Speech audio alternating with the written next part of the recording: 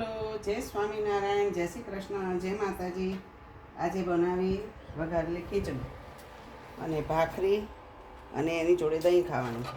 અને બાજુમાંથી કોબીના પરોઠા આવ્યા છે અને ચટણી આવી છે છોકરાઓ માટે. આપણે પણ એ ભગવાનને ધરવાનું નથી. અને ખીચડી અને ભાખરી.